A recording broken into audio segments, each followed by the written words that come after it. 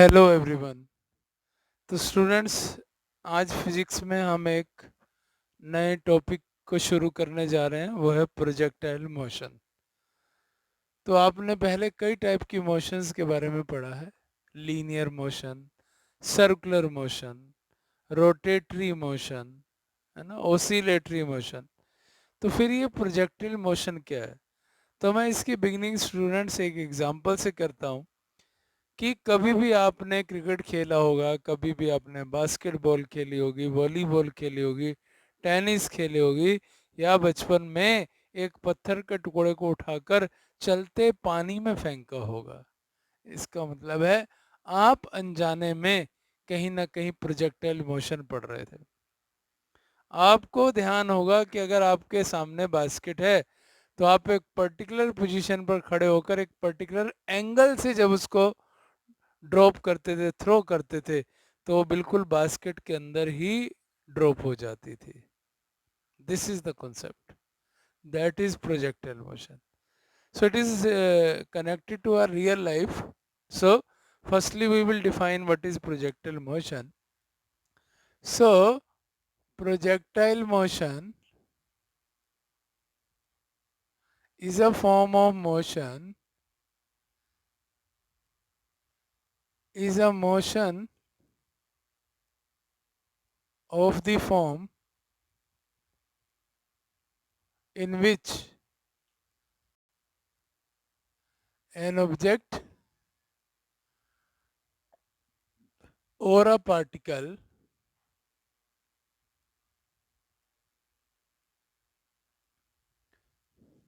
is thrown with some initial velocity, initial velocity near the earth's surface and moves in a curved path, moves in a curved path under the effect of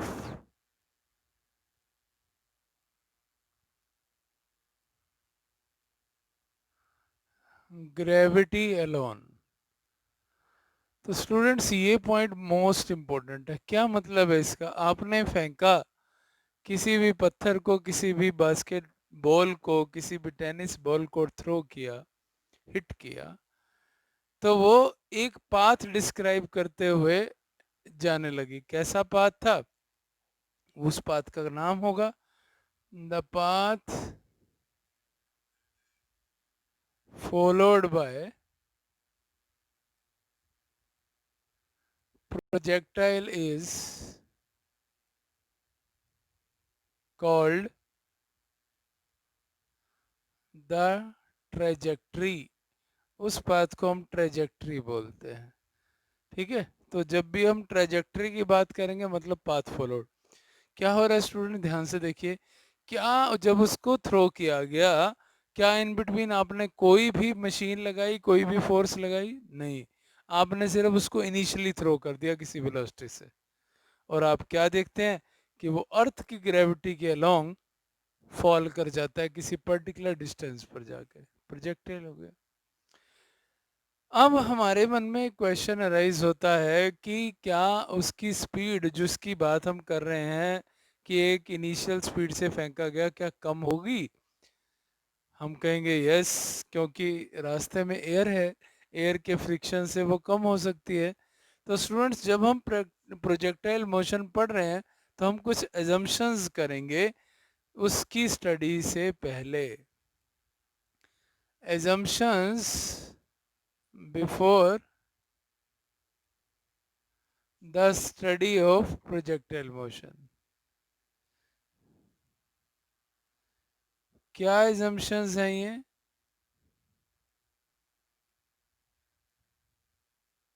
तो ये assumptions हैं student. Number one, there is no, there is no resistance of air, air का कोई भी resistance नहीं है। ठीक है। Number two, the effect of rotation of earth and the curvature of the earth is negligible, ये भी नहीं है। और नंबर थ्री स्टूडेंट्स, ये इंपॉर्टेंट पॉइंट है कि the acceleration due to gravity, acceleration due to gravity is constant at all points, is constant at all the points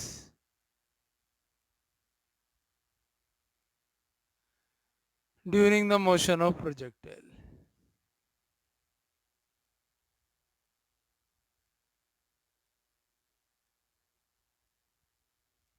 ठीक है, ना इसकी डायरेक्शन चेंज होगी, ना ही इसका magnitude, direction will remain always downward.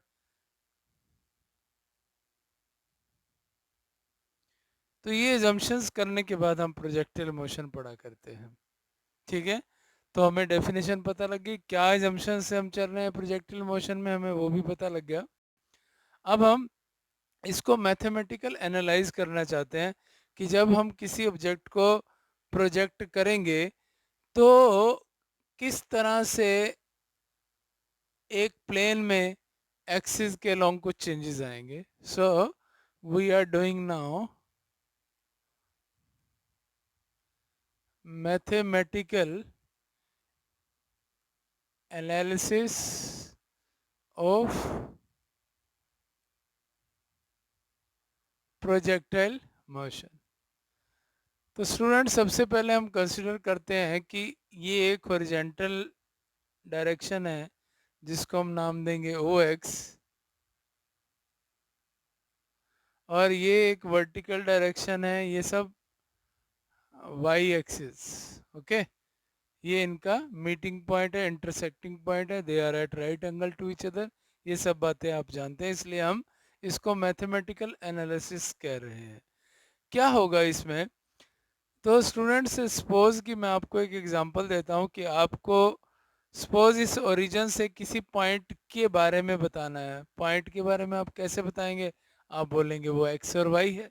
क्या सेंस है इसकी कि अगर कोई पर्टिकुलर ऑब्जेक्ट या पार्टिकल इस प्लेन में मूव कर रहा है तो वो दो एक्सिस के अलोंग मूव करेगा, वन इज अलोंग एक्स और वन इज अलोंग वाई। तो क्या आप इकट्ठे इन पॉइंट्स को रिप्रेजेंट करते हैं, या मैथमेटिक्स में क्या करते हैं, आप करते हैं 1 2 3, पहले एक्स की ओर मूव करते हैं, फिर वहां से वाई की ओर मूव करते हैं। मतलब क्या रीजन है, हम ये पढ़ रहे हैं कि जब आप हॉरिजॉन्टल मोशन की बात करोगे तो इंडिपेंडेंटली करोगे, और जब आप वर्टिकल मोशन की बात करोगे तो इंडिपेंडेंटली ही करोगे। यानी कि दोनों मोशंस, दोनों एक्स और वाई के अलोंग जो मोशन हो रही है, या हॉरिजॉन्टल और वर्टिकल मोशन हो रहा है, वो इंडिपेंडेंटली हो रहे हैं। ये हमारा बताने का इसमें लॉजिक है। अब देखिए कि सपोज करते हैं कि ओरिजिन से एक ऑब्जेक्ट किसी इनिशियल वेलोसिटी u से which is making an angle theta with OX is thrown, और वो इस पर्टिकुलर पॉइंट पर आकर फॉल कर जाता है, ये प्रोजेक्टाइल है। अगर हम बात करें कि इसकी वेलोसिटी की, तो जब हमने इसको इनिशियल वेलोसिटी u से थ्रो किया, so it is resolve into two components, u cos theta along horizontal and u sin theta along vertical। और हम ये ध्यान रखेंगे कि in horizontal motion, during horizontal motion,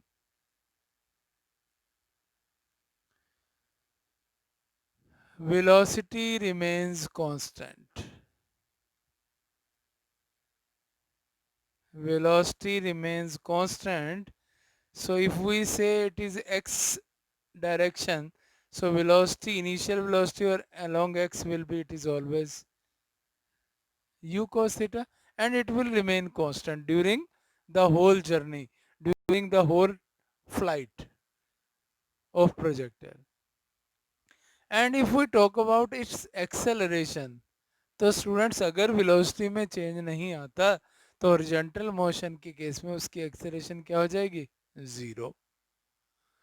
अब हम बात करें वर्टिकल मोशन, ध्यान से सुनिएगा, ये वर्टिकल मोशन, तो जब हम वर्टिकल मोशन में मूव करेंगे तो धीरे धीरे उसकी वेलोसिटी डिक्रीज होगी, और जैसे ही हम इस मैक्सिमम हाइट पर पहुंचेंगे उसकी वर्टिकल वेलोसिटी जीरो हो जाएगी, उसके पास सिर्फ हॉरिजॉन्टल वेलोसिटी होगी।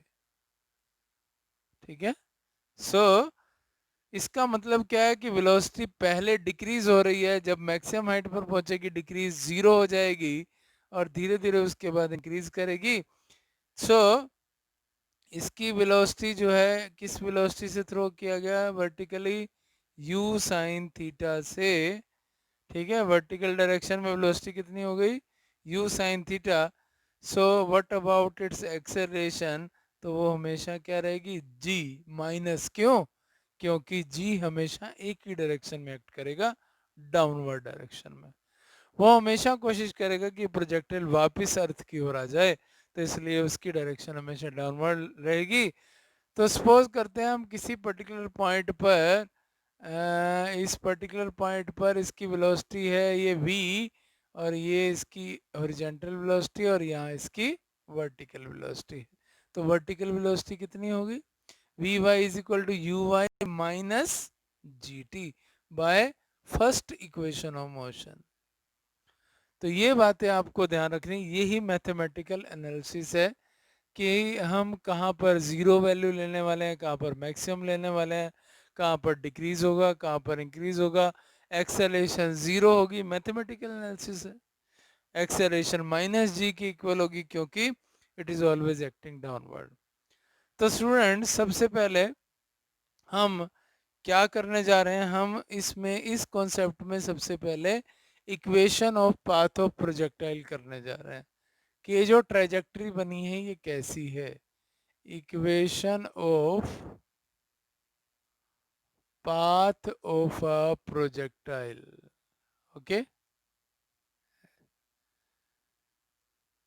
तो सबसे पहले हम आएंगे हॉरिजॉन्टल मोशन पर, हॉरिजॉन्टल मोशन। तो जब हम हॉरिजॉन्टल मोशन की बात कर रहे हैं, हमने मैथमेटिकल एनालिसिस उसका कर लिया है, क्या ज़ीरो होगा, क्या कितना होगा, उसकी हम डिस्कशन कर चुके हैं। So horizontal motion means along O x.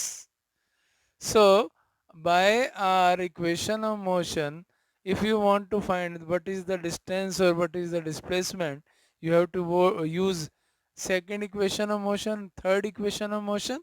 But because time is in consideration, so you will use second equation, that is uxt plus half axt square. What is t here? So suppose we are taking this particular position P, and this is at after time t. After time t, suppose the object is at P.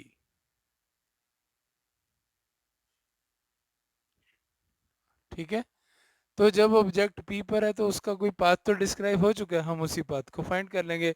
तो at time t पर क्या situation है, उसकी initial velocity u cos theta, time is t, but acceleration is zero, so this whole part will be zero. तो कितने time में वो ये x डिस्टेंस यहाँ वाला कवर कर लेगा, because coordinates are X Y. इसका मतलब t टाइम में अगर उसने x डिस्टेंस कवर किया हॉरिजॉन्टल में, तो वर्टिकल के अंदर उसने y डिस्टेंस कवर किया। लेकिन आप देख रहे हैं t टाइम में हमने इस केस में क्या निकाला है, सिर्फ हॉरिजॉन्टल डिस्टेंस, हम वर्टिकल की बात नहीं कर रहे हैं। अब हम वर्टिकल की भी बात करेंगे क्योंकि t टाइम में वो कहीं ना कहीं उसने वर्टिकल मोशन भी किया है। So let us talk about it's vertical motion. Okay, for vertical motion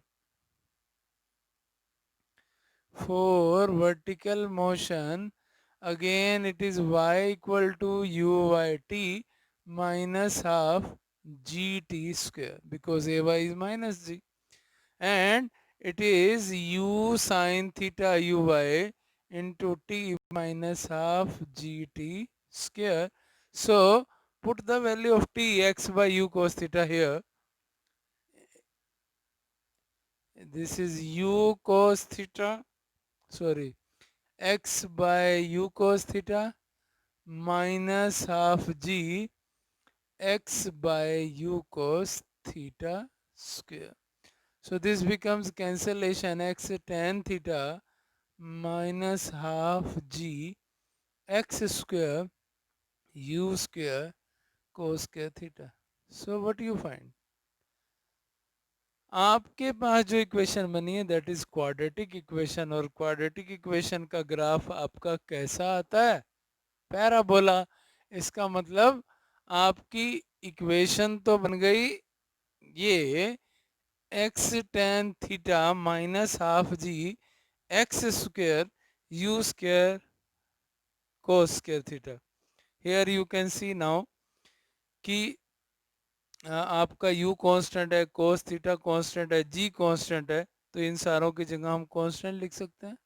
आप ध्यान देंगे क्या बनेगा, के x square. So x square shows that the path of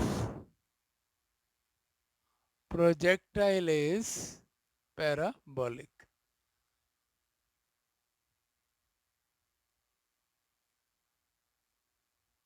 So what is the trajectory of the projectile? Parabola. So this is parabola. Okay. Now we will find the second one, that is time of flight. What do you mean by time of flight? The time for which that projectile remains in the air. कितने time तक वो air में रहा है वो उसको, ठीक है। So it is the total time, it is the total time for which the projectile, देखिए प्रोजेक्टाइल कुछ टाइम तक तो रहेगा, ठीक है। प्रोजेक्टाइल इज इन फ्लाइट और in air, that is time of flight. तो ध्यान दीजिए कि वो यहाँ से थ्रो किया गया और जब वो यहाँ पहुंचा तो उसकी डिस्प्लेसमेंट जीरो हो चुकी थी, ठीक है। तो अगर हम कहें कि ड्यूरिंग टाइम ऑफ फ्लाइट या आफ्टर रीचिंग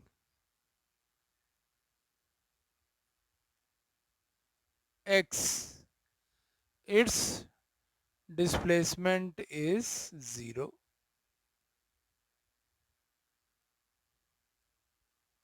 ओके, यानी कि उसका y 0 हो गया। और कौन सी मोशन है स्टूडेंट्स इस समय? वर्टिकल, क्योंकि वर्टिकल मोशन की डिस्प्लेसमेंट 0 है। फेंका, वापिस आया, डिस्प्लेसमेंट इज 0, हॉरिजॉन्टल डिस्टेंस उसने कुछ कवर किया है। तो हम यूज करेंगे y is equal to U by T minus half G T square, and we replace this time of flight as t, so we will use t against this. This is 0 because displacement is 0, so u sine theta into t minus half g t square.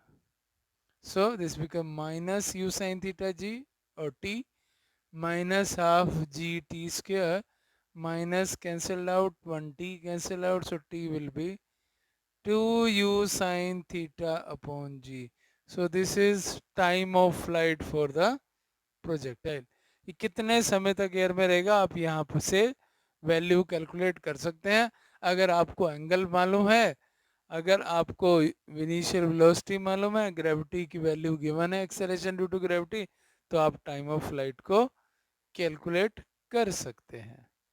Number 3 अब हम find करेंगे horizontal range. horizontal range.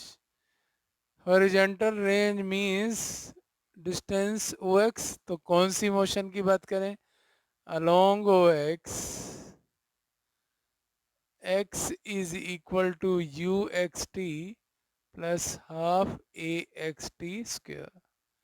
Again replace T by capital T because अब वहाँ तक reach करने में उसको total time जो लगा है वो हमें पुट करना है, ठीक है? So it is u cos theta into T and this one is zero क्योंकि हॉरिजॉन्टल मोशन में वेलोसिटी चेंज नहीं हो रही. सो यहाँ टाइम ऑफ फ्लाइट पुट कर दीजिए, क्या है? 2u sine theta by G. So आप देख रहे हैं u square, u into U square, और आपके पास यहाँ रह गया 2 sine theta cos theta divide by G. This is trigonometric formula and that is equal to sine 2 theta. Okay, ये आपको याद रखना है. Sine 2 theta is 2 sine theta cos theta. So what is your horizontal range? That is represented by r and it is equal to u square sine square theta divided by g. Now we will find what is the maximum height achieved by this projectile. So this is the maximum height. So maximum height is the fourth one. Maximum height.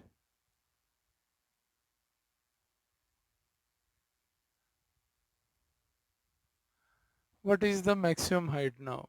So this one is the maximum height. If we talk about maximum height, so आप देख सकते हैं कि इस projectile ने अभी half time लिया, half time of journey. Time of ascent is equal to time of descent. ऊपर जाने का टाइम नीचे आने के टाइम के बराबर होता है. सो इसलिए आपका टाइम था 2u sine theta by G. Then we will take half of the time of flight, that is u sin theta by g. Okay, u sin theta by g. Now which equation you can use now to find? Third equation of motion we can use vy square minus uy square is equal to 2ay h max. Okay, now at maximum height vy is 0, so uy is u sin theta square. 2 into ay is minus g, h max we have to find, and h max will be equal to minus u square sin square theta by minus 2g, cancellation. So what is h max? So its maximum height is u square sin square theta upon 2g. So this is the maximum height. Okay. Now students, we want to discuss one important result. And what is that result? Ki this horizontal range we know, u square sin 2 theta by g. If in a question, if they are asking about maximum range, तो आप कहेंगे maximum range किस पर depend करती है? क्या velocity पर depend करती है, कितनी वेलोसिटी से फेंका है, या जी पर डिपेंड करती है? जी तो चेंज होता नहीं है ना. अगर आप एक ऑब्जेक्ट को पूरी जोर से इस एंगल पर फेंक दें ऐसे, तो वो तो यहीं आकर गिर जाएगा. और ज़्यादा वेलोसिटी फेंक दे तो भी वहीं आकर गिर सकता है. थोड़ा सा डिस्टेंस का फर्क पड़ सकता है. लेकिन अगर आपका एंगल चेंज हो जाए तो क्या फर्क पड़ेगा? देखिए, सारी डिपेंडेंस एंगल की है. For range to be maximum,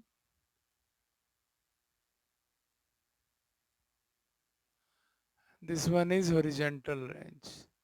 For range to be maximum, sin 2 theta is maximum. और सबसे मैक्सिमम वैल्यू साइन की किस पर होती है? 90 पर. कितनी? 1.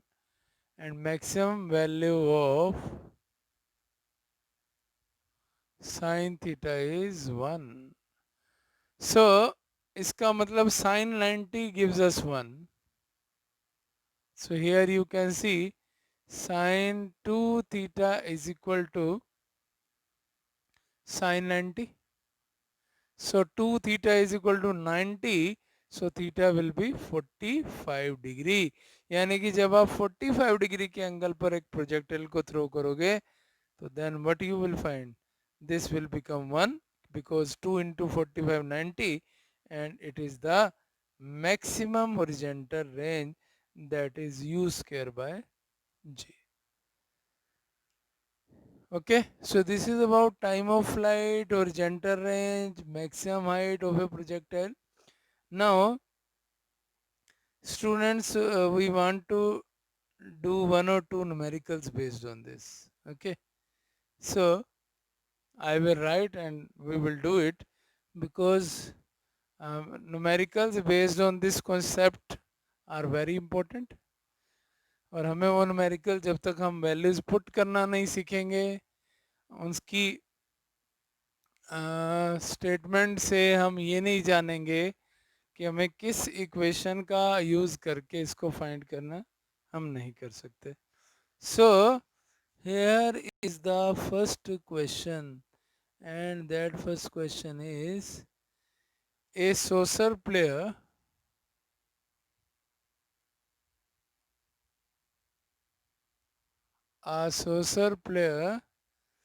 kicks a ball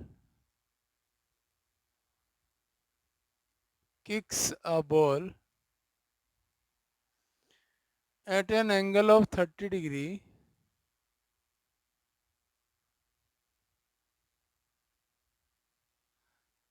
with an initial speed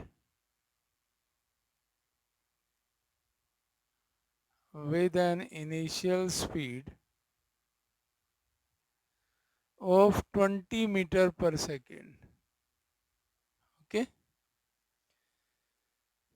calculate number 1,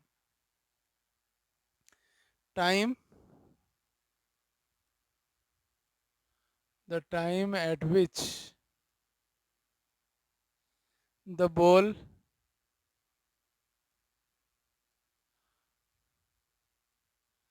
reaches the highest point. तो एक हमें ये फाइंड करना, ठीक है. Number 2, the maximum height reached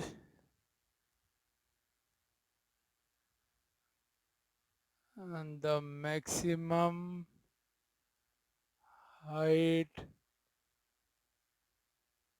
reached. Number 3, the horizontal range of the ball, the horizontal range of the ball. And fourth one is the time for which the ball is in air, the time for which the ball is in air. तो students advantage क्या है कि हम direct formula apply कर सकते हैं. Solution देखते हैं.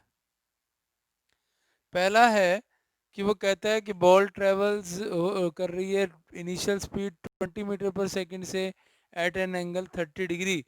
तो देखिए स्टूडेंट, पहला क्वेश्चन है time eight which the ball reach the highest point. So this one is the highest point. और अभी हमने डिस्कस किया था इस हाईएस्ट पॉइंट में वो हाफ टाइम एयर में रहेगा. इसका मतलब जो टाइम ऑफ फ्लाइट था 2u sin theta by G, we will take its half, u sin theta by g. Now what is the initial velocity? 20. What is the angle of projection? 30 degree. And what g we have to use? So here g is 10 meter per second square. Okay, so this is 10. So 20 into sine 30 is, yes, 1 by 2. 10 divided by 10, that is 1 second. तो 1 second के अंदर वो अपना path half cover कर लेगा. Okay, now we have to find maximum height reached. What is the formula for maximum height? U square sine square theta upon 2g. So 20 square is 400, sine 30 is 1 by 2, 1 by 2 square is 1 by 4, and 2 into 10. So this is 100, and 100 divided by 20, it is 5 meter. So this one is the maximum height attained by the projectile. So third one is the horizontal range of the ball, and horizontal range is u square sine 2 theta by g. So it is 400, theta is 30, so 2 into 30 sine 60. Sine 60 is under root 3 by 2, and g is 10. Cancel out 220. So it is 20 under root 3, and if we put the value of under root 3 1.732, so multiply it, you will get the answer as 34.64 meter. Okay, just multiply it. Fourth one, the time for which the ball is in air. So this is the whole time of flight. So time of flight is 2u sine theta by g. So 2 into 20 into 1 by 2 upon 10. Cancel out, this is 2. So 2 second तक वो total air में रहेगा. So this is about question number 1. तो हमें सिर्फ concept से deal करना आना चाहिए, उसके बाद न्यूमेरिकल प्रॉब्लम्स ऑटोमेटिकली हम सॉल्व कर पाते हैं. आइए एक और एग्जांपल देखते हैं. क्या है वो example? Question is a cricket ball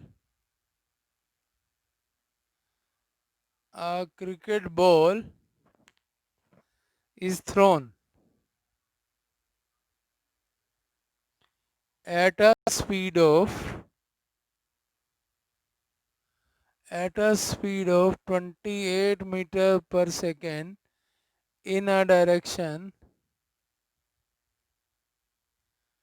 30 degree above the horizontal. Above the horizontal. Calculate number 1, the maximum height,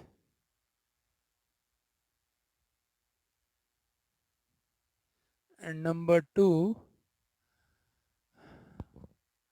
the time taken by the ball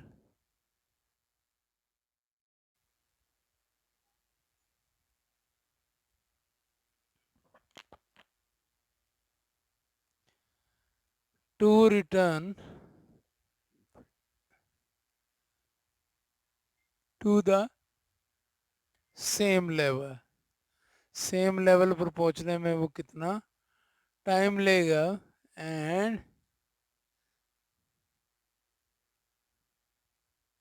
third one is the distance from the thrower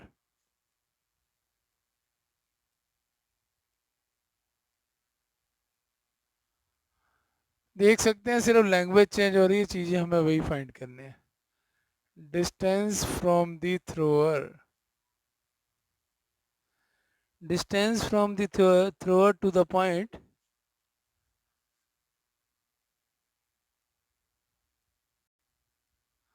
where it reaches the same level.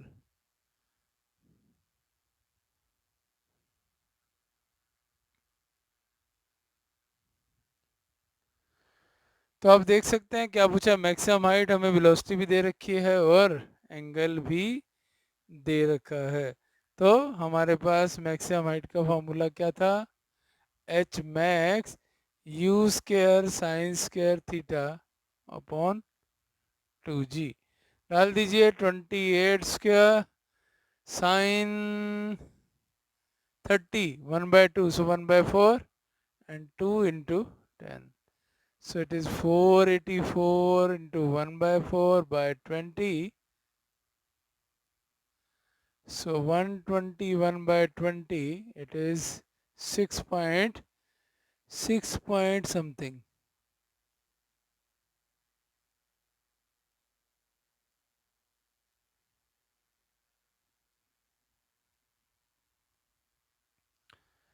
Uh, 28 square is 484. Yeah. Okay. In this case, the G was 9.8. Sorry. Not exactly 10. So now you can solve this easily. Hmm. Second part. Time taken by the ball to return to the same level, that is time of flight. 2u sine theta by g. So u is 28, sine 30 is 1 by 2, and g is 9.8. So cancel out, this is 280 by 98. So again solve it, you will get the answer. And third one is the distance from the thrower. मैं यहाँ से throw करता हूँ, जहाँ वो same level पर आएगा वो रेंज होगी, that is u square sine 2 theta by g. So this becomes 28 square sine 60 under root 3 by 2, g is 9.8. तो आप इसको सॉल्व कर लीजिए, you will get the answer. So this is all about projectile motion when a projectile is projected through some angle theta with the horizontal. Thank you.